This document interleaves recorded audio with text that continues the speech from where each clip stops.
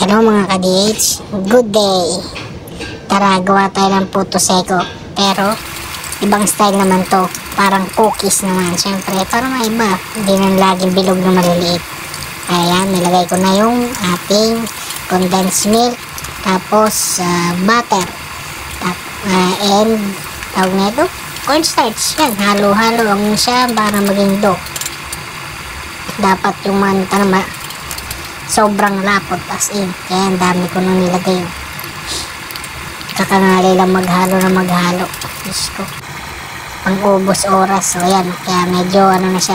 Tumigas na kaya masamasay na natin yan. Wala eh. Kaya natin gumawa ng paiba-ibang dito sa barko. Dessert. Para maiba naman, diba? Hindi lang lagi yung puro cake na lang. Tsaka madali naman gumawa. May gagamitin ka kaysa wala. Kaya yan, minasa-masa natin. Akala mo tinapay, diba? Maya-maya niyan, bibilog-bilogin ko naman ulit yan. Kaya, ay buhay, parang like 2 months ago, uwi na tayo. Ay, ganyan, o. Diba? Nabilog ko na siya. Instant. Then, salang sa oven. Then, wala! O, diba? Cookies na. Puto seko. Cookies ni Maki. Let's go, kain tayo.